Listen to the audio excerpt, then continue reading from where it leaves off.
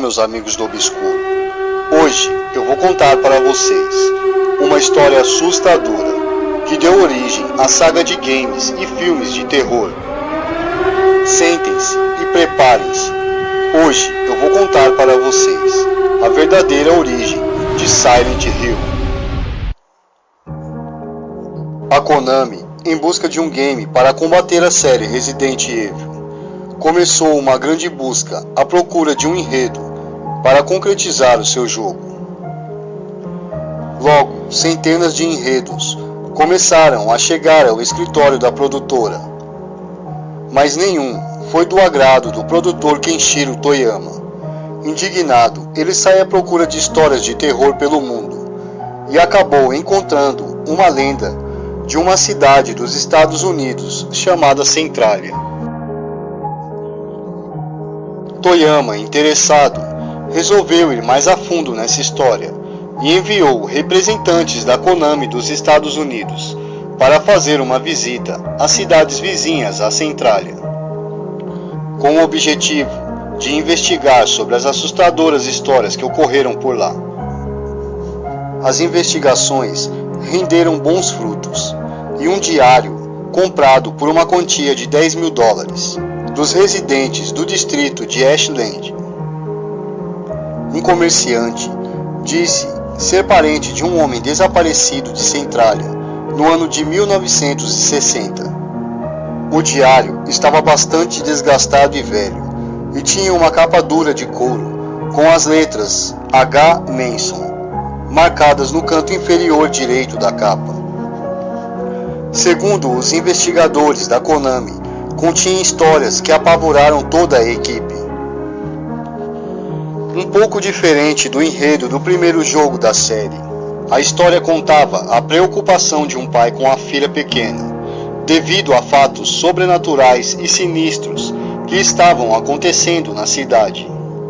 De acordo com um ex-membro da Konami, o diário tinha mais de 350 páginas datadas e mais de 132 delas eram acontecimentos rotineiros que Manson registrava.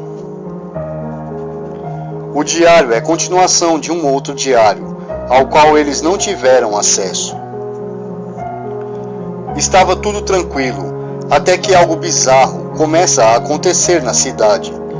Então as coisas tão marcantes, vistas no game, começaram a aparecer nas palavras de Manson. O mais assustador seria o escurecimento repentino que ocorria na cidade e o que acontecia a seguir. Manson contou em uma das páginas que um certo dia de agosto de 1960, a cidade ficou completamente escura por volta das 11h45 da manhã. O sol desapareceu e os moradores não sabiam o que estava acontecendo. Manson era muito religioso e temeu o pior. Percebe-se que em seu relato o mesmo achava se tratar do fim dos tempos. Agarrou a sua filha e correu para dentro de sua casa, permanecendo quase todo dia e noite dentro de um pequeno santuário construído em uma das salas de sua casa. De lá ele disse ouvir gritos o tempo todo e sentia um grande temor pela sua vida e pela vida de sua filha. Quando a luz do sol surgiu novamente, Manson narra que saiu às ruas para verificar o que aconteceu e descobriu que muitas pessoas, entre vizinhos e parentes, haviam desaparecido. As autoridades locais tentaram abafar o caso. Depois disso, o tal fenômeno começou a ocorrer com certa frequência, sendo que Manson tomava sempre as mesmas medidas. Ao início do escurecer, resgatava sua filha e corria para dentro do santuário, ficando lá até que a luz do sol aparecesse novamente. Manson relata que iria se mudar e não suportava mais aquilo, e que as pessoas estão desesperadas com o enorme número de pessoas que andam desaparecendo, enquanto as autoridades lutam para abafar o caso, para que o público da Pensilvânia não tenha conhecimento. Porém, Manson suspeita de magia negra. Uma das partes mais assustadoras do diário é a penúltima página e o relato de Manson sobre algo incomum que ocorreu durante os fenômenos da escuridão.